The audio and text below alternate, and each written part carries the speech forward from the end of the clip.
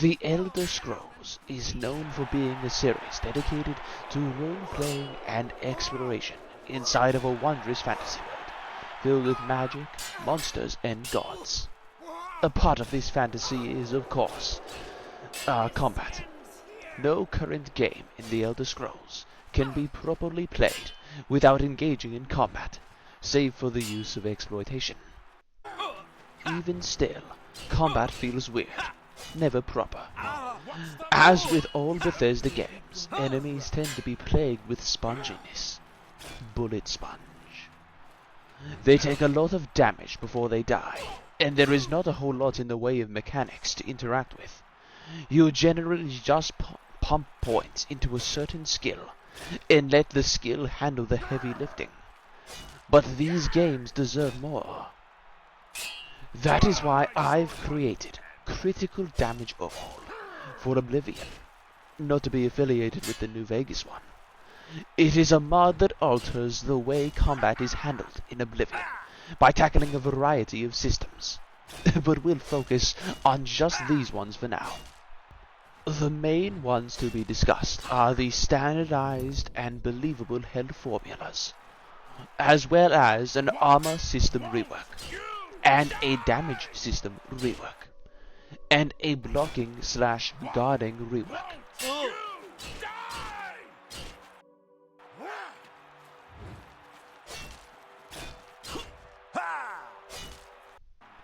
Health inside of Bethesda games is dictated by a formula that, while it might be alright on its own, factors in a value known as base health.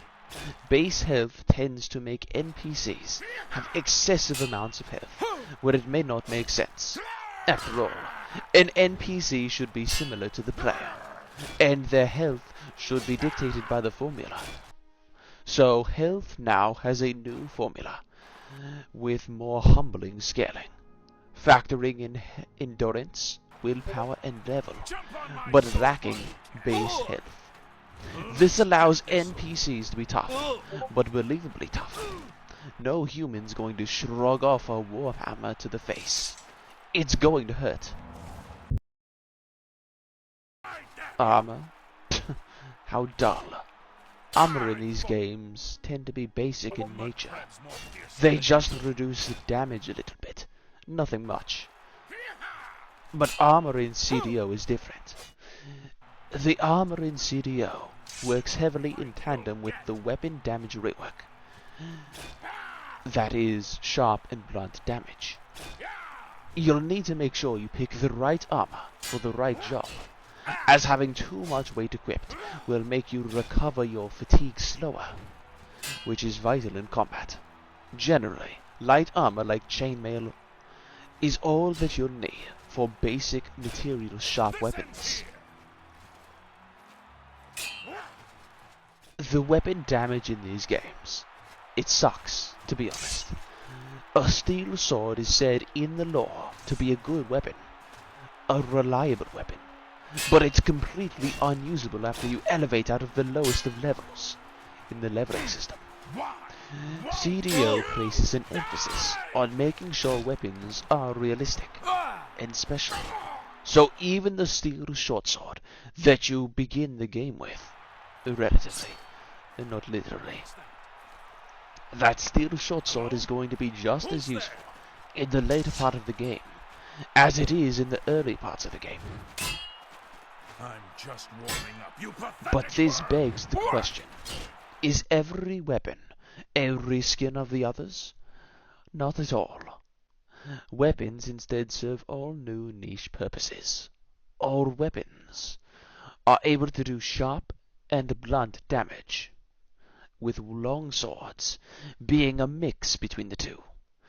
Maces doing primarily blunt damage, and daggers doing almost entirely sharp damage.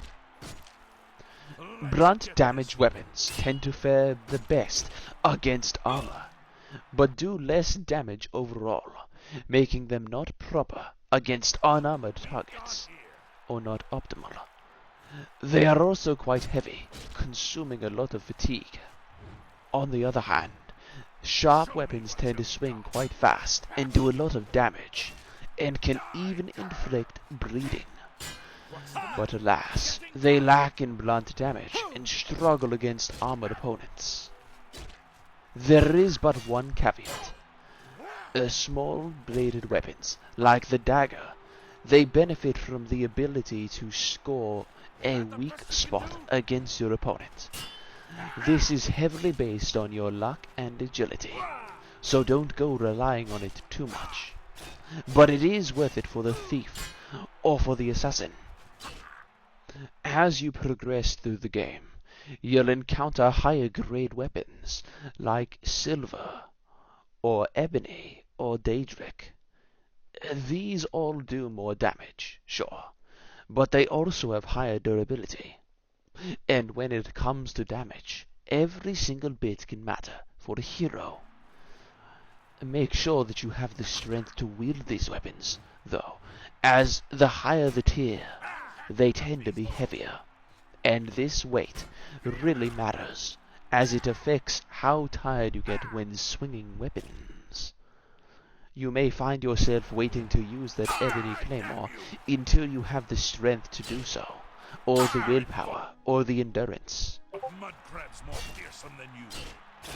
Regarding sharp weapons and durability, it's important to keep your weapons maintained, but even more so for a sharp weapon, as blunt weapons tend to retain their damage even when they are in poor condition.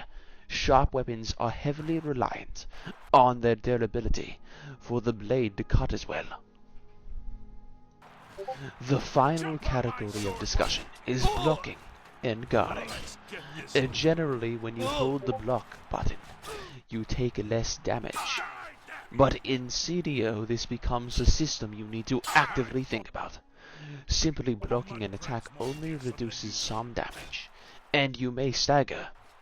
However, if you time your block well, and you walk in the proper direction of the attack origin, you're able to parry the attack, and it greatly reduces the damage taken, most of the time to 0. And it's more likely to stagger an opponent, leaving them open to an attack. Most light attacks will require you to move either left or right, whereas power attacks will require you to move in the direction that they originate from. This means that a forward power attack would require you to move forward to parry it. These systems overall greatly enhance the immersion of Oblivion's combat and give it a deeper mechanical framework.